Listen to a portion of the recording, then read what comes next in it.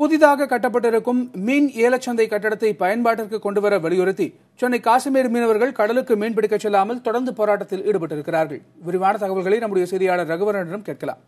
ரகுவரன், மீனவர்கள் போராட்டம் தற்போது எந்த நிலைமையில் இருக்கிறது? அவர்களுடைய முக்கிய கோரிக்கை என்ன?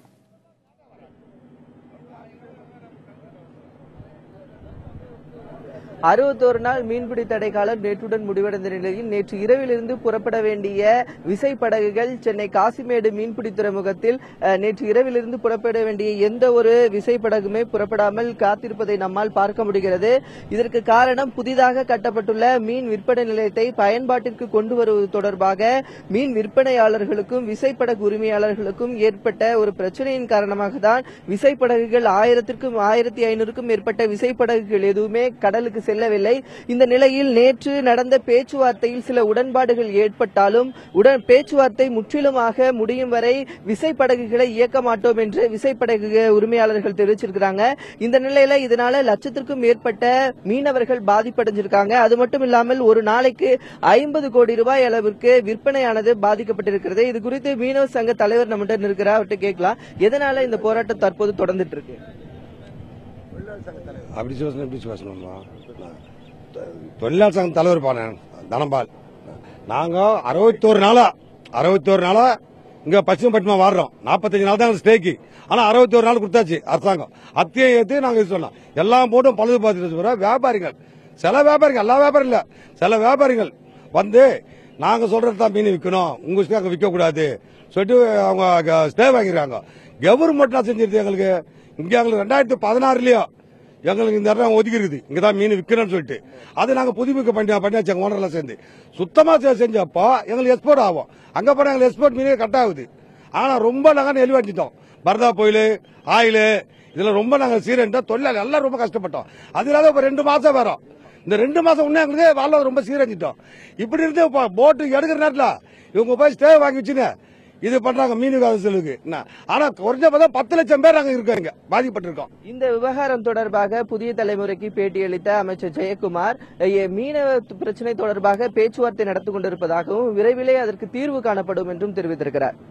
ரகுவரன், மீனவர்கள் தொடர்ந்து போராட்டத்தில் ஈடுபட்டு வரும் நிலையில மீனவர்களுடைய போராட்டத்தை முடிவுக்கு கொண்டு வர அதிகாரிகள் எதுபோன்ற நடவடிக்கைகளை எடுத்துக்கிட்டு இருக்காங்க?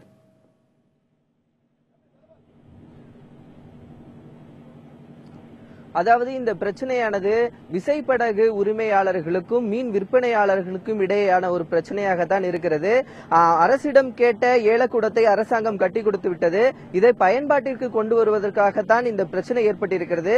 இரு பிரிவையும் அழைத்து மீன்வளத்துறையினுடைய கமிஷனர் தண்டபாணி தலைமையில் நேற்று பேச்சுவார்த்தையானது நடைபெற்றது.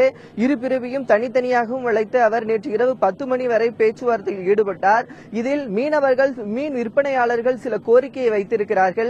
அவர்களுடைய கோரிக்கை தொடர்பாக இன்று நேரடியாக இந்த இடத்தில் ஆய்வு நடத்தி அவர்களுடைய தேவைகள் பூர்த்தி செய்யப்படும் என்று தெரிவிக்கப்பட்டிருக்கிறது. இருந்தாலும் அனைத்து பிரச்சனையும் தீர்க்கும் வரையில் வழக்கு சென்னை உயர்நீதிமன்றத்தில் இருப்பதன் காரணமாகவும் அனைத்து பிரச்சனையும் தீர்ந்த பிறகுதான் நாங்கள் எங்கள் படகுகளை எடுப்போம் என்று விசைப்படகு உரிமையாளர்களும் தெரிவித்திருக்கிறார்கள்.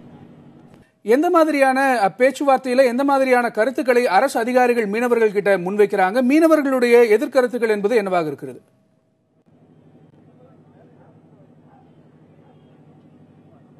அதாவது விசைப்படகு உரிமையாளர்களுக்கு இந்த புதிய கட்டிடத்தை பயன்படுத்த வேண்டும். இந்த கட்டிடத்தை பயன்படுத்தினால்தான் சிங்கப்பூர், மலேசியா போன்ற வெளிநாடுகளுக்கு மீன்களை ஏற்றுமதி செய்ய முடியும். ஒரு நாளைக்கு 100 டன் அளவு மீன்களை ஏற்றுமதி செய்வதற்கு ஒப்பந்தம் போட வேண்டும் என்றால் இந்த புதிய கட்டிடத்தை பயன்படுத்தினால்தான் ஒப்பந்தம் போட முடியும்.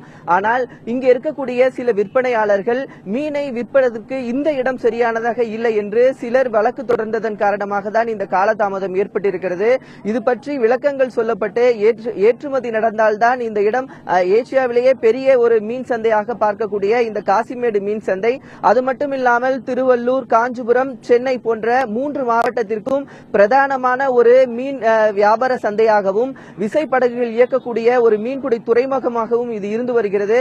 இது தற்போது முற்றிலுமாக முடங்கி இருக்கிறது. இது செயல்பட்டால்தான் லட்சக்கணக்கான மீனவர்களுடைய வாழ்வாதாரம் பாதிக்கப்படாமல் இருக்கும் என்று தொடர்ந்து பேச்சுவார்த்தையானது நடைபெற்று வருகிறது.